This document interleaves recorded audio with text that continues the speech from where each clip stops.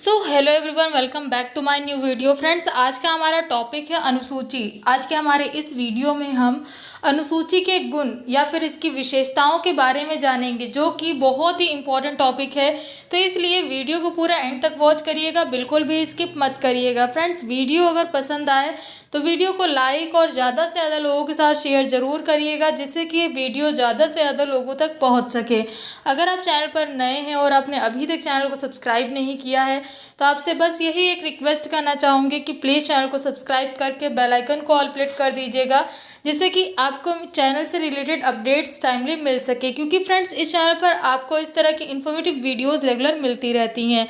तो चलिए अभी बिना किसी देरी के बढ़ते हैं वीडियो की ओर और जानते हैं इसके विषय में। हमारे प्रीवियस वीडियो में हमने अनुसूची के बारे में जाना था, जिसमें हमने ये जाना कि अनुसूची भी प्रश्नावली की ही तरह प्रश्नों की एक लिस्ट है, प्रश्नों की एक सूची है, जिसका प्रयोग सामाजिक अनुसंधान में सूचनाओं को इकट्ठा करने के लिए किया जाता है। इसमें होता क्या है कि अनुसंधानकर्ता अपने शोध विषय से, मतलब उनका जो भी टॉपिक होता है अनुसंधान का, उस टॉपिक से रिलेटेड क्वेश्चंस को एक पेपर पर लिखते हैं और उसे ही अनुसूची कहा जाता है। उनको जो भी क्वेश्चन इंपॉर्टेंट लगता है कि हाँ ये हमारे टॉपिक से रिलेटेड है और ये हमारे लिए इम्पॉर्टेंट है, तो वो उन क्वेश्चंस को पेपर पर लिख लेते हैं। उन क्वेश्चंस की एक लिस्ट तैयार करते हैं, जिन्हें हम अनुसूची बोलते हैं। अब अगर एक तरह से देखा जाए तो अनुसूची और प्रश्नावली ये दोनों ही एक जैसे हैं, क्योंकि दोनों ही क्वेश्चंस की लिस्ट है। लेकिन इसके बावजूद अनुसूची प्रश्नावली से काफ़ी अलग है। इसमें कई ऐसी विशेषताएं पाई जाती हैं जो कि आपको प्रश्नावली में देखने को नहीं मिलेंगी, जिसके बारे में हम आज के हमारे इस वीडियो में जानेंगे। अगर आप भी इनके बारे में जानना चाहते हैं तो वीडियो में अंत तक जरूर बने रहिएगा। अनुसूची में पाई जाने वाली एक प्रमुख विशेषता तो यही है कि अनुसूची के द्वारा यथार्थ सूचनाओं को इकट्ठा किया जा सकता है। जैसा कि आप सभी जानते हैं कि अनुसूची प्रश्नों की एक ऐसी लिस्ट है जिसे शोधकर्ता खुद तैयार करता है, मतलब उसमें अपने शोध विषय से जुड़े हुए प्रश्नों को लिखता है और उसके बाद वो खुद जाता है सूचनादाता के पास उस लिस्ट को लेकर, और लिस्ट में जो भी क्वेश्चंस लिखे होते हैं वो सूचनादाता से मिलकर उन क्वेश्चंस को पूछता है और उनके आंसर सूचनादाता जो भी आंसर दे वो खुद से उसमें लिखता है। जैसे कि इंटरव्यू होता है, इंटरव्यू में दो व्यक्ति होते हैं, एक वो जो क्वेश्चन कर रहा होता है और दूसरा वो जो आंसर दे रहा होता है। अब इंटरव्यू लेने वाला अपने क्वेश्चंस को पहले ही तैयार करके रखता है कि उसे इंटरव्यू में सामने वाले व्यक्ति से कौन कौन से क्वेश्चंस करने हैं। ठीक वैसे ही शोधकर्ता भी अपने क्वेश्चंस पहले से ही तैयार करके रखता है, जो कि शोध विषय से रिलेटेड ही होते हैं, कि उसे सूचनादाता से कौन कौन से क्वेश्चंस करने हैं।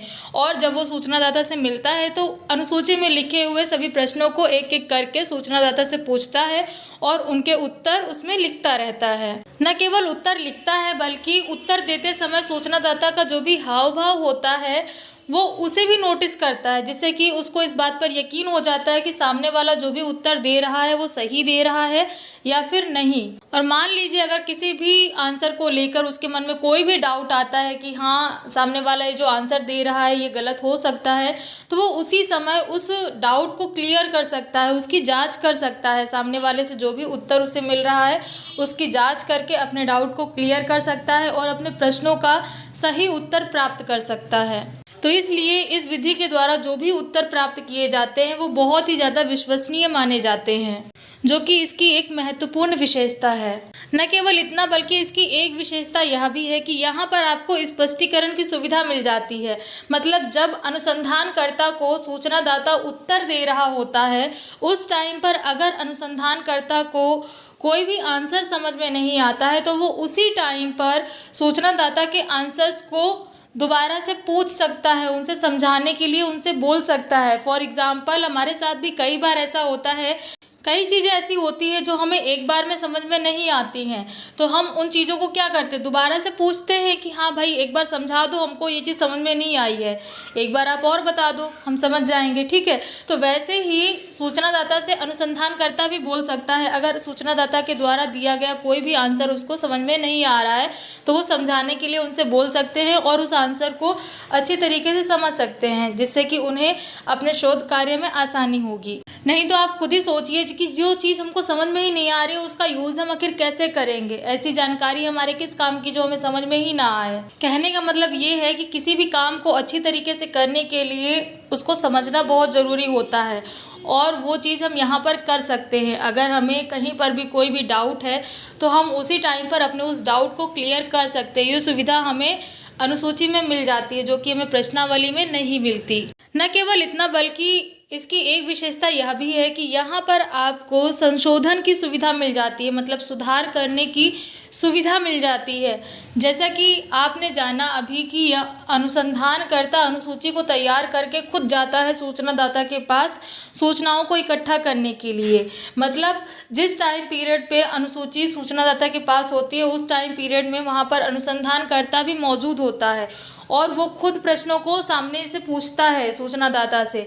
ऐसी परिस्थिति में अगर कोई भी प्रश्न लिखते समय अनुसंधानकर्ता से कोई गड़बड़ी हो गई है तो उस चीज़ को भी वो वहाँ पर सुधार सकता है। या फिर इसके अलावा अगर कोई एक्स्ट्रा क्वेश्चन ऐड करना है, मान लीजिए सामने से कुछ आंसर्स आए और उन आंसर्स को सुन के अपने मन में कोई और क्वेश्चन आ गया कि नहीं, ये क्वेश्चन भी इम्पॉर्टेंट है और इसको भी यहाँ पर होना चाहिए, तो वो उन क्वेश्चंस को भी वहाँ पर ऐड ऑन कर सकता है, वहाँ पर जोड़ सकता है। जैसे कि आप सब जब मार्केट जाते हैं तो मार्केट जाने से पहले एक लिस्ट तैयार करते हैं ना सामान की, जो भी सामान आपको मार्केट से लेकर आना होता है। और मान लीजिए बाय मिस्टेक कोई सामान रह जाता है जिसे आप लिस्ट में नहीं लिख पाते हैं, या फिर जब मार्केट जाते हैं तब आपको कोई सामान याद आया था कि नहीं, मुझे ये सामान तो लेकर जाना है और मैंने लिस्ट में नहीं लिखा, तो आप तुरंत ही उसको ऐड कर देते हैं। या फिर कोई सामान एक्स्ट्रा लिख जाता है जो कि आपको बाद में लगता है कि नहीं, इसकी ज़रूरत नहीं है, तो आप उसे हटा भी देते हैं। तो ये जो सुविधा है ये आपको यहाँ पर मिल जाती है। यहाँ पर एक बार जो लिस्ट तैयार की गई है वो लिस्ट तो रहती ही है, उसको तो अनुसंधानकर्ता सूचनादाता के पास लेकर जाता ही है। लेकिन जब वो क्वेश्चन कर रहा होता है उस टाइम पर अगर उसे कुछ भी ऐसा लगता है कि नहीं, क्वेश्चंस को लिखने में हमसे कोई गड़बड़ी हो गई है, तो वो उसको सुधार देता है। इसके अलावा अगर उसको ऐसा लगता है कि नहीं, यहाँ पर ये क्वेश्चन होना चाहिए था, तो वो उस क्वेश्चन को ऐड भी कर देता है। संशोधनशीलता अनुसूची की एक प्रमुख विशेषता मानी जाती है, क्योंकि ये तो आप सभी जानते हैं कि बिना संपूर्ण जानकारी के कोई भी शोध कार्य पूरा नहीं हो सकता। और यहाँ पर अगर अनुसंधानकर्ता के पास जानकारी अधूरी होगी तो वो अपना शोध कार्य कैसे पूरा कर पाएगा। लेकिन क्योंकि संशोधन की सुविधा यहाँ पर होती है तो उनको जो भी इम्पोर्टेंट लगता है वो उसमें ऐड ऑन कर सकते हैं, मतलब कम या ज़्यादा कर सकते हैं, जिससे कि उन्हें पूरी जानकारी मिल जाती है और वो अपने शोध कार्य को आसानी से पूरा कर पाते हैं। न केवल इतना, बल्कि इसमें पाई जाने वाली एक विशेषता यह भी है कि यहाँ पर दोषपूर्ण लेखन से बचाव हो जाता है। कई सूचनादाता ऐसे होते हैं जिनकी राइटिंग अच्छी नहीं होती है और वो अपनी राइटिंग में जब आंसर्स लिखते हैं तो वो समझ में नहीं आता है। सूचनादाता की हम क्या ही बात करें, हम लोग भी अपने आप को ही देख लें, हम में से कई लोग ऐसे होंगे जिनकी राइटिंग बहुत ही गंदी होगी, इतनी गंदी कि वो बाद में हम खुद भी नहीं पढ़ पाते होंगे कि उन्होंने आखिर लिखा क्या है। तो ऐसी स्थिति में आप सोचिए कि अनुसंधानकर्ता को कैसे पता चलेगा कि सूचनादाता ने लिखा क्या है। सूचनादाता तो सारे आंसर्स लिख के फिल करके दे देगा प्रश्नावली अगर उसके पास जाती है, लेकिन क्या वो अनुसंधानकर्ता उसको पढ़ पाएगा? नहीं पढ़ पाएगा। तो ऐसी स्थिति से यहाँ पर बचाव हो जाता है, क्योंकि अनुसूची को अनुसंधानकर्ता खुद लेकर जाता है, तो सूचनादाता जो भी आंसर्स दे रहा होता है वो उनको अपने हिसाब से, उनको जैसे लिखना होता है वो उस तरीके से उन आंसर्स को लिख सकते हैं, जिससे कि बाद में उन्हें पढ़ने में और समझने में आसानी होती है। इन सब के अलावा इसमें पाई जाने वाली एक प्रमुख विशेषता यह भी है कि यहाँ पर व्यक्तिगत संपर्क और निसंकोच सूचनाओं को प्राप्त किया जा सकता है। जैसा कि आपने अभी जाना कि यहाँ पर अनुसंधानकर्ता खुद जाता है सूचनादाता के पास, तो ऐसी स्थिति में अनुसंधानकर्ता सूचनादाता से मिल लेता है और सूचनादाता भी अनुसंधानकर्ता से मिल लेता है। दोनों ही एक दूसरे को देखते हैं, समझते हैं और एक दूसरे के बारे में जानकारियाँ इकट्ठा कर लेते हैं। खास तौर से अनुसंधानकर्ता को ये पता चल जाता है कि सूचनादाता कौन है, कहाँ से है, कैसा है, मतलब उसके बारे में जो भी उसे जानना होता है वो उनसे जान लेता है, समझ लेता है, जिससे कि उसे आंसर्स को लेकर कोई डाउट नहीं होता है। और सूचनादाता भी क्योंकि अनुसंधानकर्ता से मिल लेता है, उनको जान लेता है, तो ऐसी स्थिति में वो निसंकोच सभी आंसर्स को दे देता है। कोई भी प्रश्न अगर अनुसंधानकर्ता उनसे पूछता है तो उसके उत्तर वो ठीक तरीके से दे देता है। नहीं तो कई बार तो ऐसा होता है कि जब प्रश्नावली जाती है तो लोग उत्तर भर के वापस भेजते ही नहीं हैं, क्योंकि वो जानते ही नहीं हैं कि आखिर ये कौन है जो हमसे आंसर्स मांग रहा है। उदाहरण के तौर पर अगर आपके पास ही कोई अजनबी इंसान आए और आपके बारे में जानकारियाँ लेने लग जाए तो क्या आप उसे सारी जानकारी दे दोगे? नहीं दोगे ना। तो ठीक वैसे ही सूचनादाता के साथ भी वैसा ही होता है। लेकिन यहाँ पर ऐसी परिस्थिति बनती ही नहीं है, क्योंकि दोनों ही एक दूसरे से मिल लेते हैं, एक दूसरे को जान लेते हैं, समझ लेते हैं। तो ना तो अनुसंधानकर्ता को किसी भी तरीके का कोई डाउट होता है सूचनादाता को लेकर, और ना ही सूचनादाता के मन में कोई डाउट होता है अनुसंधानकर्ता को लेकर। तो जो भी क्वेश्चंस के आंसर अनुसंधानकर्ता को चाहिए होते हैं, सूचनादाता वो बिना किसी संकोच के दे देता है। तो फ्रेंड्स, ये थी जानकारी अनुसूची की विशेषताओं के विषय में। आई होप वीडियो में दी गई जानकारी आपको पसंद आई होगी।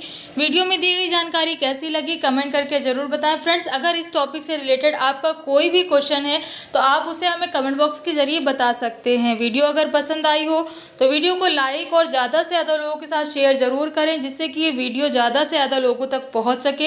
अगर आप चैनल पर नए हैं और आपने अभी तक चैनल को सब्सक्राइब नहीं किया है तो आपसे बस रिक्वेस्ट यही है कि प्लीज़ चैनल को सब्सक्राइब करके बेल आइकन को ऑल प्लेट कर दीजिएगा, जिससे कि आपको चैनल से रिलेटेड अपडेट्स टाइमली मिल सके। तो फ्रेंड्स, आज की वीडियो में बस इतना ही। मिलते हैं नेक्स्ट वीडियो में।